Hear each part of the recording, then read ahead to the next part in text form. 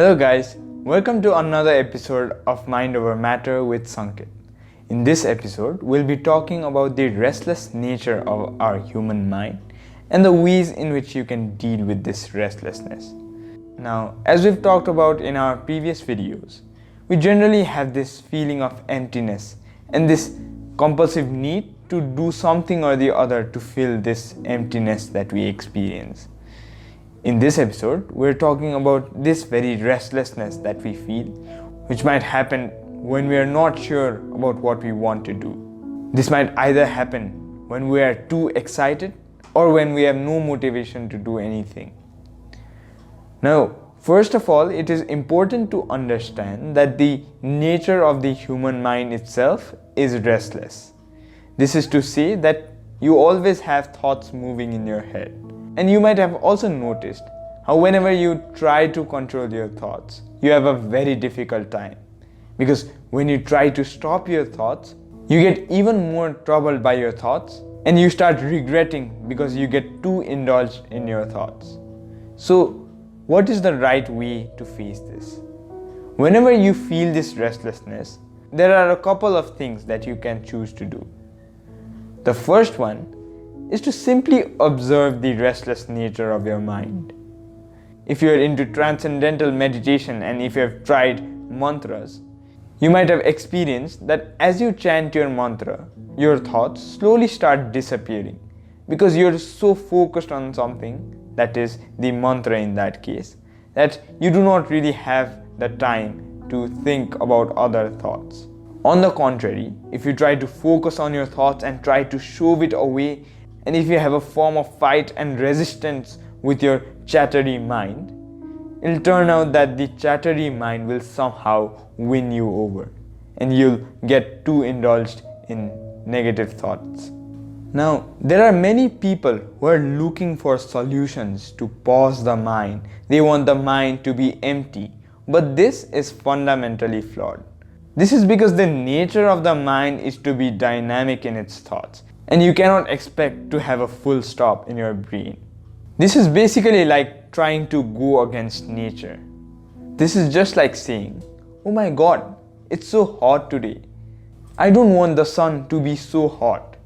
Now, this is a very foolish thing to think, but we generally find ourselves thinking about such things.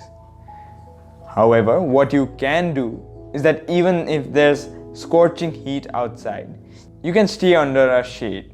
But you cannot really eliminate the sun. How can I find a shade so that I can avoid the sun might be the right question to ask, rather than saying, "Why is the sun so hot today?"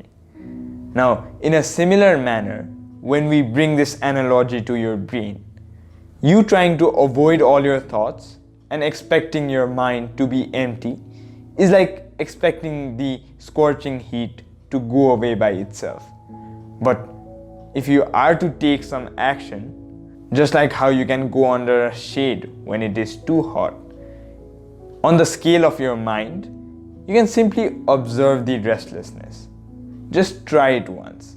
Whenever you feel restless, first of all, accept that you are restless, and it is only after then that you start observing your restlessness. Do not fight with your restlessness because it will make things even worse. Understand that we humans are very complex biological systems. It is not just your mind that is playing all the trick. There are 4 layers to our existence. The first being your external body, which feels different senses. The second being your mind, which is responsible for your thoughts. The third being your heart, which is responsible for your feelings and emotions. And the final layer being your soul.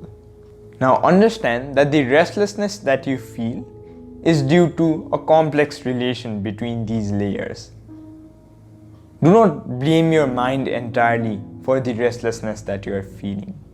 First of all, it is recommended that you start from your body. Make sure that when you want to be at ease, your body is also totally rested and feeling relaxed. This is to say that if you're not feeling comfortable in your body, it is recommended that you exercise for some time so that you get blood flowing all over your body. And as you might have noticed, some form of physical exercise also helps you to calm your mind. After you are done bringing your body into form and alignment, it is now the turn of your mind. For the mind, as we discussed earlier, all you need to do is simply to accept your thoughts. Now then we move on to a more subtle level, that is the level of the heart. This is associated with feelings, and this might be a little more challenging for you than dealing with your thoughts. Your feelings and emotions are a lot more subtle than the thoughts that you have. After you're capable enough to observe your thoughts as they are, start it on the emotional level. Try to visualize and feel whatever emotions you're feeling right now, and understand that this emotion, just like your thoughts, is also temporary. Now, when you do this, you finally enter the final level of the soul, which is associated with a different kind of silence. A silence that you might not have experienced yet. In this silence, it is not about having joyous, happy times or having sad times.